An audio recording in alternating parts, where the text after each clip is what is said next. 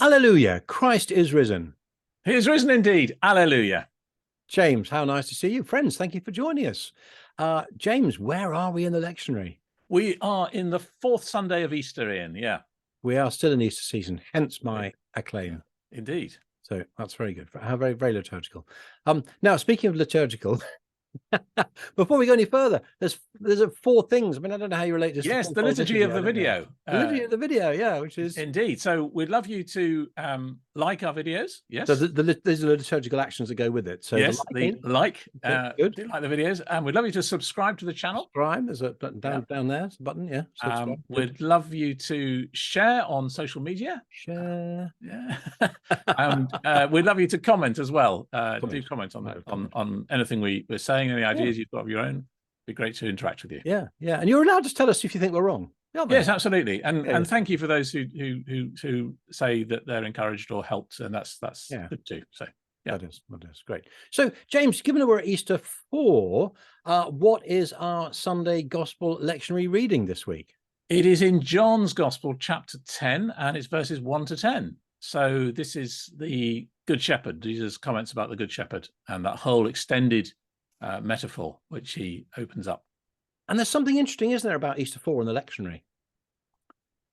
But I'll tell you what it is, because you're there may well be, Ian, but I don't know which thing it's interesting that you're talking about. Well, it's just that in the 3 years of the gospel lectionary reading, apparently, so I say on the blog, that we take actually 3 parts of John 10 in turn in the 3 years. Yeah, that is a bit weird. It is divvied up over the years. It is a bit, which is a bit odd in terms of continuity, but because we're in year A, we've got the first 10 verses. Yeah. So there we go. But actually, when we're talking about sort of liturgy and divisions and all that kind of stuff, it's a bit of a beef. Now, this time, it's less of a beef with the lectionary, and it's more a beef with the once upon a time Archbishop of Canterbury, Stephen Langton. Yeah, indeed, who divvied up the scriptures, and particularly here the chapter divisions are not very helpful. No, they're not. Now, tell us why you think they're unhelpful. Well, because it makes it look as though chapter 10 is dislocated from chapter 9, which is the story of the man born blind. Yeah. And particularly at the end of that chapter, there's this argument that's going on between Jesus and the Pharisees. And it looks like Jesus saying, I'm the good shepherd, is a complete contrast and separate conversation, whereas actually it's not at all. It's the continuation of that. And if you understand it in that way, then the whole John chapter 10 makes a lot more sense. Yeah, and in fact, John chapter 10 as a chapter actually straddles another major division. So it makes a break where there isn't one, and it doesn't make a break where probably there should be one. Absolutely, yeah. Because later on, you there clearly is a shift. Yeah, there is. It's a shift from one festival to another. Indeed. Now, in fact, some commentators make this observation, don't they? And they make the conversation about an observation about exactly where this dialogue begins. Yeah, they do. I mean, J. Ramsey Michaels in his NICNT commentary actually speaks about this passage, but he includes from chapter 9 verse 39 through into chapter 10, which makes much more sense and actually really helps the understanding of what's going on here. Now, 2 observations about that. We do talk about making divisions and making observations about bits of narrative and so on. It is worth recognizing that when people write, they don't write and say, I've written that, okay, stop, put that away, and start the other, put that away. And actually, I think we're particularly susceptible to that in this gospel, the 4th gospel, because actually what you get is you get ideas occurring in this section, and then you actually get a kind of a break, and then you get a new section starting, but actually the ideas overlap. So you get a meshing, an intercalation of ideas. Yes. So here, for example, if J. Ramsey Michael says verse 9 verse 39 is the beginning of this section, this speech of Jesus. And actually, it does have a really sort of final sense to it, in that the previous narrative seems to come to a kind of a conclusion underlining when the man born blind says, Jesus asked him, do you believe in the Son of Man? He said, who is he, sir, that I may believe in him? And Jesus says, you have seen him, it's he who's speaking to you. And we actually discussed that when we talked about that passage. We did. And he says, Lord, I believe, and he worshipped him. And that does sort of draw a line under the whole dialogue. That's a fitting conclusion, isn't it? Yes. Here is an amazing disciple who gives the fullest expression we've had so far in this gospel of believing in Jesus and who he is. He worshipped him. Yeah. And then it does seem to say in verse 39, Jesus begins like almost a new conversation. For judgment I've come into the world, for those who do not see may see, and those who may see become blind. But of course, it's actually picking up the being blind and seeing being blind. Yeah. So, yeah. Absolutely. So you need it's perhaps I mean it's one of those things where it's we pick up books and we put them down, don't we? I mean, that is how we read. And yet actually, and sometimes it can be difficult to remember what was going on in the previous, or the themes of a previous chapter. Take them into, but it's very important to keep revising in John. Otherwise, you kind of lose out on absolutely. the And that's development. another reason why I'm going to ride a couple of hobby horses here today, James. That's why one of my hobby horses, please, friends, put print Bibles in your pews, because these are exactly the kinds of things people notice if they've got the Bible passage open, because they can say, as they drift off, not that they ever would in your preaching, James, but of course not in mine. They can say, oh, look, this is what comes before. Isn't that interesting? What's the connection there? If you stick it on a screen, or if people read it on their electronic scrolls on their phones, then it's easy to miss those elements of context. Yeah. The other thing that really struck me, and I was just thinking about this in preparing for our conversation, what's really fascinating is there is quite a sharp change here, because Jesus changes the register from language of seeing and not seeing to language of hearing and not hearing, recognizing a voice and not recognizing a voice. And the reason why I found that fascinating is because this bringing together of seeing and hearing is a really characteristic Johannine motif.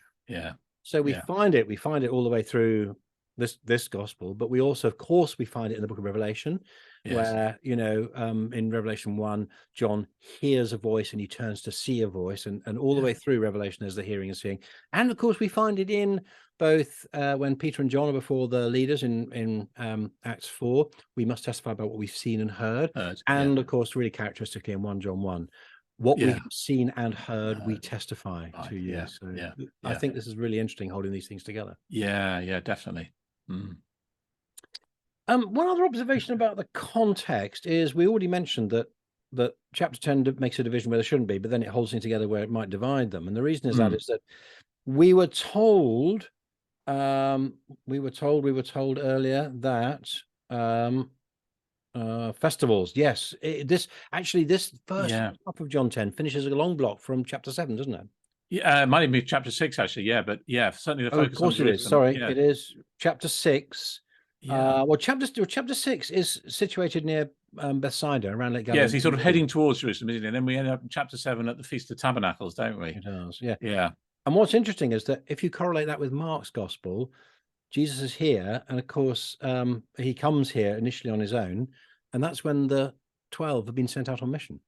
He heads off secretly for and he's in the Feast of Tabernacles, or Sukkoth, which is September. It's early autumn. And then of course, by the time we get to halfway through chapter 10, all of this stuff is happening in Jerusalem. Halfway through chapter 10, we get to the Feast of Dedication, Hanukkah, which of course is 2 months later.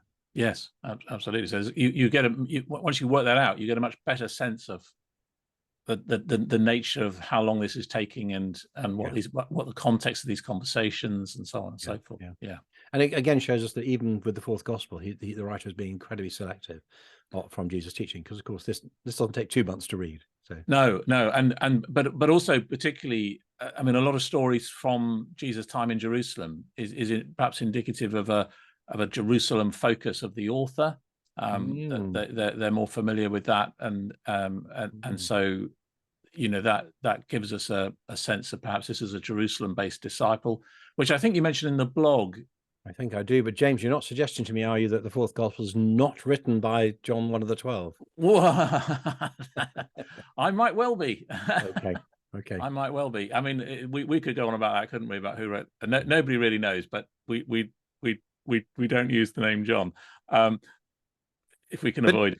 But again, it's just another interesting thing to note, isn't it? Because you wouldn't, again, taking this passage in isolation, you wouldn't necessarily notice, oh, this is all happening in Jerusalem. No, you wouldn't. No, exactly. Yeah.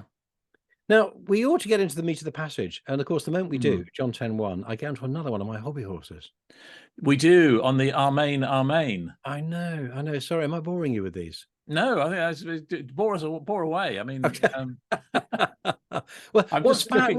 what's Yeah, fascinating is that again, most English translations. I'm looking at the ESV. I'm looking at the King James version says "verily, verily." yeah, I'm looking at my French Louis Seconds, en vérité, en vérité. Well, they all ought to say amen, amen, shouldn't they? Really, because yeah, when we're reading a Greek text, we find the intrusion of another language into it, like hallelujah or alleluia in the book of yeah, Revelation, like Talitha Kumi, little girl get up, yeah, like Abba Father. Then yeah. we really ought to translate those intrusions of another language, and we should just transliterate them in, shouldn't we? Yes, because we're very familiar with this in our own English and language. We use French words untranslated. It doesn't cause us a problem, and in fact, what it does do is it preserves somehow the nuance of the original language, which is Yeah. what we're and we can begin to understand that nuance if we leave it in the original language, which we can't if we translate it. That's the thing that we're losing here. And of course, it reminds us of George W. Bush's famous saying, which is the problem with the French is they don't have a word for entrepreneur. Exactly, which is it's a classic. Thank you, George Bush, for helping us out. But the other observation around that is that, again, you see, sometimes I think, which is interesting, people will say, oh, well, the part of the reason we ought to do that as well is to remind ourselves that Jesus probably isn't speaking Greek here, he's speaking Aramaic. No. But I'm want to be a little bit skeptical because living in Galilee, Jesus was clearly a polyglot and he was certainly spoken Greek and Aramaic and Latin probably as well, and maybe the conversation with Pilate is in Latin. And interestingly, in Mel Gibson's film The Passion, it's not it's not in English, and actually they do speak. The conversation in the trial of Jesus from John 19 in The Passion is in Latin. It switches. Yes, it's interesting, isn't it? And of course, one of the problems for being English, I confess, I hold up my hand for being English here. I'm generally being known for being terrible at languages. We think everybody just speaks one language, whereas most people in the world, I mean, are multilingual. Yeah. And certainly, in those times, it was a vital life skill, wasn't it? And I think it's perfectly possible that Jesus could well have been speaking Greek here, but he brings in favorite Aramaic words into it. So, and again, friends, if you've got a view on that, do below. This is I think it's an area of insufficient debate. Too many people assume. Oh, yes. Aramaic the whole time. Yes. There we go. Now, James, you've been doing a bit of reading of our friend Kenneth Bailey, have you not? Yeah. Kenneth Bailey's very, very good on all these things because he delves into the cultural context. I mean, this book particularly, which he wrote all about the theme of shepherds throughout the scriptures, is a really good read, and he deals with all the passages which talk about shepherds and sheep. Yeah. So he has this vision of this passage that we've got in front of us today of 10:1-6 as essentially the sheep and shepherds in the context of a village life, right? And then the second part of the passage, 6-10, the setting is the wilderness. So, what's his justification for that? Because he gives some specific reasons, doesn't he? He does, because what he talks about in the first passage, you've got the sheepfold and the gatekeeper with a gate that opens for that is open for the shepherd, whereas in the second part you have the shepherd Jesus becoming the gate for the sheep. And the shepherd was the gate for the sheep in the wilderness, because you were just there wasn't gates and so on. You lay across the entrance to a sheepfold. So we're typically thinking of either a stone. That's right. Maybe a hedge with or constructed by the shepherd. Yeah. But no gates. Whereas in a village setting, things would have been rather more developed. For keeping the sheep, which would have been kept for multiple owners, which is an important idea, I think. Now, why does that become important in this passage? Well, because the sheep get to know the voice of the owner, and in a village context, there's a number of shepherds all looking after sheep for a number of families. Yeah, and in the morning, those shepherds lead the sheep out to pasture. And the extraordinary thing, which I think is absolutely fascinating, which Bailey says he gets from shepherds, modern day shepherds, he said that the sheep, in the maelstrom of sheep going out to pasture in the morning, the sheep can hear the distinctive call of their shepherd and follow that shepherd. And it's extraordinary, isn't it? I mean, it is. They get the timbre of the voice. I mean, he says that actually most shepherds use a particular phrase that they shout. Oh, right, but okay. the sheep can still, even though they're all using the same phrase, Yeah. the sheep can get the timbre of the voice, and so they follow their shepherd out of the crowd, Yeah. up the mountain to the pasture. So that's really interesting, isn't it? It becomes a very vivid metaphor, doesn't it, for hearing the voice of Jesus? I just I want to think add so. one more dimension to that, which is that I think one of the things I commented, I picked it up from one of the commentaries, is that the shepherds could call and use that phrase, or the other thing that they would do is play a flute. That's right. Yeah, yeah. Now, the reason why that fits quite well is because if you do a little search for the word phone, which is the word Greek in Greek translated by voice, phone can actually either mean voice or it can mean sound. So Yeah. it's used in quite a general way as well. So it could be the voice of the shepherd, it could be the sound of the shepherd, the tune that the shepherd's playing. So that would also fit yes, with that context. Absolutely. And I think Bailey mentions that they sometimes sing. So Okay. so they sing, they have a little ditty that they sing to their sheep, which is Okay. fun. So there's scope for individuality amongst the shepherds. Yeah, there is. Yeah. Now, does this context, so we're looking at verses 1 to 5 initially. So does this context of being, you've got the sheep mixed up, you've got the different shepherds, so each sheep hears the voice or the sound of its shepherd and comes out. Does that context help us understanding the language of the why this language of the thief and the robber is pertinent, or is this just that a general observation about the shepherds coming in through the door and the, obviously people who are trying to steal the sheep coming in another way? I don't think it. I think the bit about the calling is after they've come out of the pound, whereas I think in all the sheepfold. So the thieves are there in the night, as it were, climbing over in and they're kind of urban thieves, as it were, in contrast to the thieves in the second half of the passage. Yeah. So I don't think it does help us particularly with that. But I think there is a implication of violence on the part of thieves, and the sheep are having something done to them over which they have no choice, and that might have some quite helpful things to say, I think. One of the things that Mark Stibbe in his 1993 readings commentary, he notices is that the language of aule, and this whole discourse, because again, Jesus is in conflict with as we know, because it continues on from chapter 9, Jesus is in conflict with the Pharisees. And a couple of things to notice is that firstly, in the discussion about the healing of the man born blind, the Pharisees are divided, and they're not a monolithic group. Some say, oh, he's got a demon, but others say, well, hang on, how could somebody with an evil spirit or demon do this?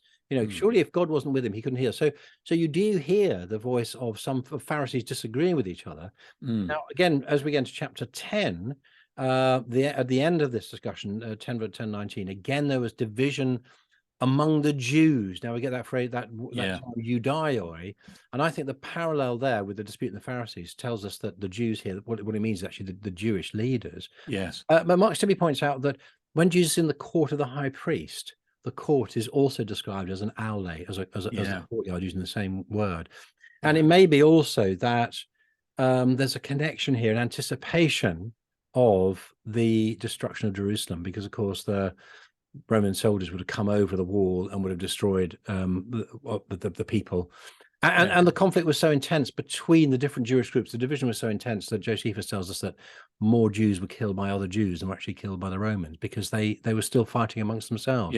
So there's some really interesting kind of echoes, some there's writing echoes, really. There definitely are. And I mean, the other echo that's there in that passage in John 18 is is in verse 16, that there's actually a woman who guards the gate, and then brings Peter in, which is interesting. So this role of the gatekeeper is also replicated in that passage, and I think there may be one or two other little connections as well. So fascinating. Now, when we get to verse 6, we come out of Jesus' speech and you get a comment from the writer of the gospel.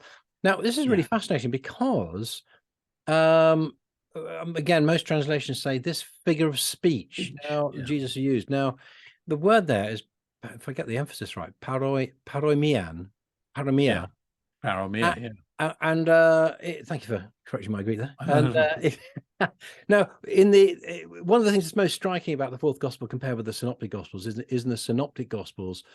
Well, Mark tells us Jesus didn't teach except in parables. In fact, it's not true. He does actually teach in non-parabolic ways as well. But of course, we have parables as the main teaching vehicle in those synoptics, but we don't get any parables at all in the fourth gospel, except we do. Yes. Because there's a sense in which this is a parable. Yes, it feels parabolic, doesn't it? Yet Yeah. it doesn't function in quite the same way as a parable, I don't think, does it? It's more of I suppose it's a little bit more allegorical, is it? Yeah, well, it's buying into this sort of double meaning, isn't it? In the fourth gospel. So when Jesus talks about the good shepherd, we know he's talking about himself. Yeah. In fact, the word paromia. I'm getting paranoid now. No, the reason why there's a good connection is that paromia and parabole in Greek both translate, in the Greek Old Testament, translate the same Hebrew word, mashal. So we shouldn't just draw too much of a distinction between them. But the word only occurs elsewhere in chapter 16, where Jesus says, they said, "Oh, you're talking this figure of speech," and he says, "Well, I'm talking plainly now." So we do get that. But otherwise, this is the only place where the word occurs. Yeah, and Joanne Brandt, in her commentary on John, makes a really interesting point about this particular figure that as it's used in ancient literature, where it's actually used to veil offensive speech, I think is her phrase. Oh, right. So if you want to be really rude about somebody, or you want to say something that could be offensive, you cloak it in this figure of speech, and then it's a little bit more palatable. And of course, actually, that's exactly what Jesus is doing with those Pharisees here. Yeah. Who have to think, oh, wait a minute, who's he talking about? So I think, and it says that exactly. It says they don't understand what he's saying. They don't understand what he's saying, and she gives a nice example from the ancient world about this. So that's interesting. Can you remember the example? Sorry, I'm putting you on the spot here. I can think of model examos. Can't you? I think it's about one of the Roman emperors, actually. But right. Okay. Wait a minute. Yeah, here we go. It's Tiberius, who answers a group of governors who petitioned him to increase provincial taxation. And he says, "A good shepherd shears his flock. He does not flay them." Oh, excellent. Very good. Isn't that good? Yeah, using that same imagery. It's exactly the same image. Yeah. How fantastic. Yeah. Now, I think one of the things that's really interesting about this image of a shepherd, and we take it very positively here, and that's a bit of a contrast when we're preaching at Christmas, isn't it? Because you see, when we see the sheep in Luke 2, chapter 2. Luke 2, yeah. They say, "Oh, they're the outcasts, they're the filthy ones, they're the, And I go, well, actually, they're not. In fact, that is both later Greek and later Jewish propaganda, I think. Yeah. I do tackle that in an article on the sheep, and on just specifically on that metaphor of shepherd at Christmas time. And what is interesting is that here in this passage, nobody ever says this is a negative image. Everyone says, no, this Jesus is our shepherd and he guides us, and we hear his voice and everything. It's actually a very positive image. What we need to be doing, of course, is taking seriously the fact that in the Old Testament, a shepherd is universally a good image. When in terms of its, or they should be good. And of course, God is described as a shepherd of Israel. And when the sort of under shepherds of Israel are not doing the right thing, like Ezekiel 34, they get a pasting from God for not doing their job properly. But that idea is picked up twice in the synoptics, in the parallel passages in Mark 6 and Matthew 13, I think, where Jesus has compassion on the people because they are sheep without a shepherd. So again, that's picking up that exactly same image from Ezekiel, that the leaders of the people are letting them down. Yeah. So God has to be the shepherd himself in the person of Jesus. Yeah. Which points you, I think you say in the blog, to a very high Christology. Yeah. Well, it does, and you see, this is interesting because, of course, the classic passage we'll all think about is Psalm 23. Yeah. The Lord is my shepherd. But actually, there's a surprising number of places where God is referred to as shepherd. So in Genesis 48, where Jacob is blessing his sons, and he says, "God, who has been my shepherd all my life." And of course, in Psalm 100, know that the Lord, he is God. He is he who's made us. We are his people and the sheep of his pasture. So it's not quite used the word, but the implication there is God is shepherd. And Micah 7, anticipating God's deliverance of his people. Shepherd your people with your staff, the flock of your inheritance, who dwell alone in the forest, in the midst of the land. But this is amazing, isn't it? Because if God is the shepherd of Israel, and Jesus says, "I am the good shepherd," he's again making a very strong implicit claim. Yeah.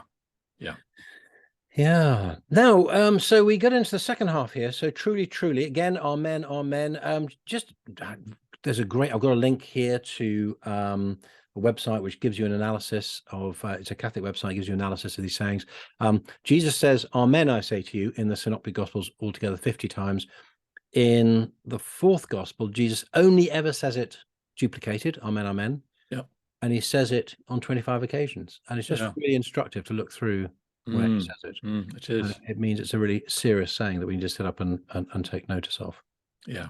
Now, this is where Bailey tells us we're in a different context, aren't we? Yes. So now he would say we're in the wilderness, and the threat of a thief is fascinating, of course, to steal and kill and destroy.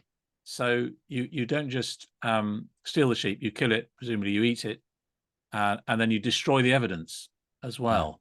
Yeah. So it's a comprehensive burglary, if you like, and that of course that becomes a very powerful image, doesn't it? And again, you get the contrast. Well, I think there's several things going on there. First of all, of course, Jesus is telling this figure of speech against the Pharisees. Yeah. Against some of the Pharisees, some of the Pharisees, Jewish leaders.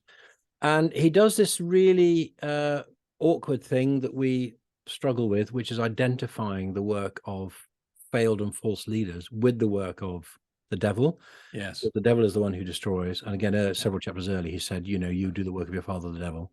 Yeah. But the other thing, which is again really interesting, is that we pick up themes from earlier in the gospel, which is that I have come that they may have life, and life in all its fullness, life abundantly. And so again, you get the contrast between the false shepherds who are doing this destructive work of the enemy of the people of God, the enemy of God, who brings death, and actually Jesus, the good shepherd, brings life. He brings life. Yeah. Yeah. And I think he expands this metaphor here, because he talks about all who came before me are thieves and bandits. Interesting, that word bandit is another of the connections with John 18.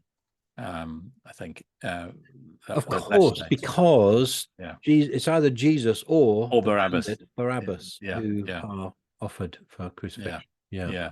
But it's interesting that he's in a sense he's taking it away from just identifying with the Pharisees who are against him, and really kind of pointing us further back in history to those who have not led Israel. But of course, if for us reading it, we're thinking, well, okay, well, who are the thieves and the bandits today, aren't we? I mean, there's almost an inevitability as you preach on this passage that you will want to think about that. People will think about that, which is challenging.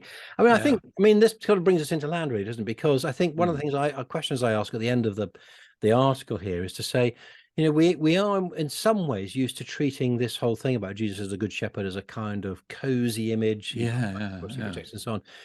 But firstly, the context is the context of intense division and conflict between Jesus and the leaders of the people. Yeah. On the other hand, there's a challenge here, isn't there? Because it's only by hearing the voice of the good shepherd and responding that we actually receive the gift of life. Yeah. So whether we hear and respond to that shepherd, the right shepherd, is actually a life and death decision. Yes, absolutely. And there's a number of little pairs of words which go in this passage. There's we hear and know the voice of the shepherd. The shepherd calls us and we follow. And then he leads and goes before. So that there's a very clear activity of the shepherd and a very clear response of the sheep. Necessary response. And actually, with the language you've used, it's actually a response of discipleship. Yeah, exactly. James, very good to talk to you about these things. Friends, thank you so much for joining us. Don't forget to give us the like. Don't forget to subscribe and keep up with things week by week. That'll be terrific.